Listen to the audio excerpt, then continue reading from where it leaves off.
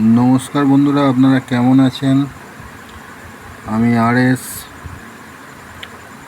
আজকে 29শে জুন।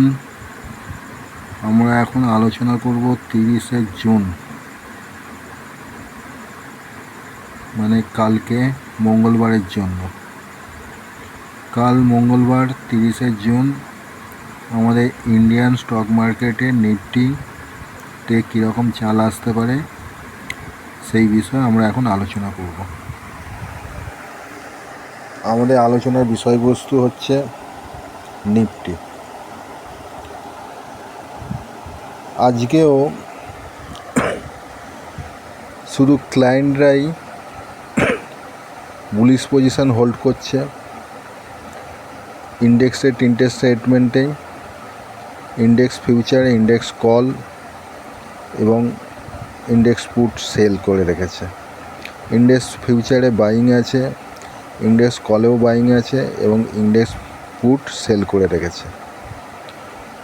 এফআইআইরা তিনটে সেগমেন্টেই bearish, index future short, index call short এবং ইন্ডেক্স পুট বাইং। কালকে পর্যন্ত প্রোরা ইন্ডেক্স ফিউচারে বাইং পজিশন হোল্ড করছিল। ইন্ডেক্স কলেও একটা বড় অংশ বাইং পজিশন হোল্ড করছিল এবং কিছু পুট বাইং করে রেখেছিল। আজকে প্রোদের জন্যই মার্কেট যে ধসটা নামার কথা ছিল সেটা নামেনি। ওরা মার্কেটটাকে একটু ধরে রেখেছিল কারণ ওদের পজিশানটা খালি করাচ্ছিল।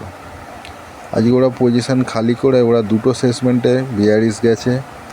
ইন্ডেক্স ফিউচার সেল করে গেছে। ইন্ডেক্স কল প্রায় 90% ওরা কমিয়ে দিয়েছে। খুব সামান্য কল বাইং পজিশানে আছে এবং ইন্ডেক্স পুটে সামান্য কিছু প্রফিট করেছে, তাও 1 লক্ষর উপরে এখনও ইন্ডেক্স পুট বাইং পজিশান রয়েছে। ডিআইদের কথাটা আমি বলি না, সাধারণত ডিআইরা হেজ পজিশান রাখে এবং খুব সামান্য ইন্ডেক্স ফিউচার বাই আছে, সামান্য ইন্ডেক্স কল বাই আছে, তার পাশাপাশি সামান্য ইন্ডেক্স পুটও বাই করে রেখেছে। খেলা তিনটে পার্টির মধ্যে, ক্লায়েন্ট, প্রো আর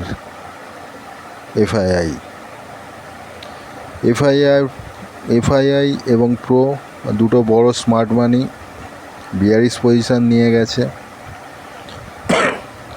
এবং ক্লায়েন্ট একাই বুলিশ পজিশান হোল্ড করছে। কালকেও মার্কেট একটু ডাউনসাইড দেখাতে পারে। যদি মার্কেট আপসাইডে যায়ও ম্যাক্সিমাম 24,100 থাকতে 24,150 পর্যন্ত যেতে পারে, তার উপরে যাবে না। কিন্তু নিচের দিকে 24,000 তো ব্রেক করে আজকে ক্লোজ করেছে। কালকে 23,800 কাছে যদি সাপোর্ট না নিতে পারে, 23,800 ব্রেক করলে 23,700 এবং 650 পর্যন্ত নামতে পারে, 23,650 পর্যন্ত নামতে পারে, এমনটাই আশা করা যাচ্ছে।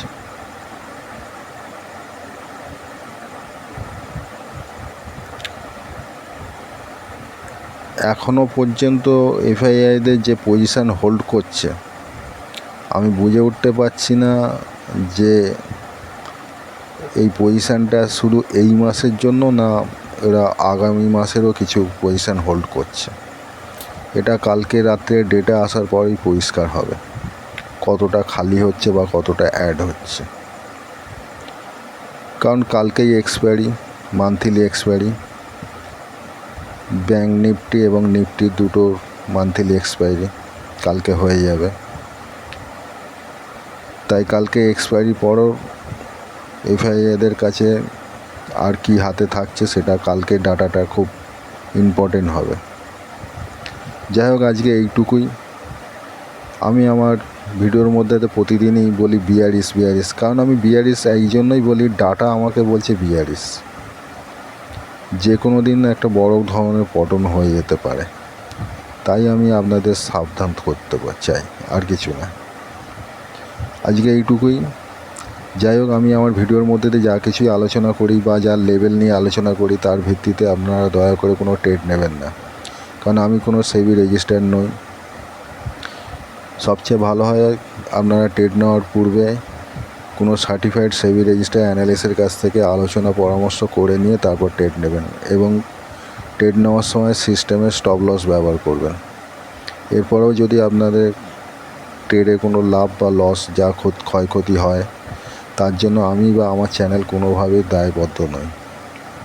ধন্যবাদ।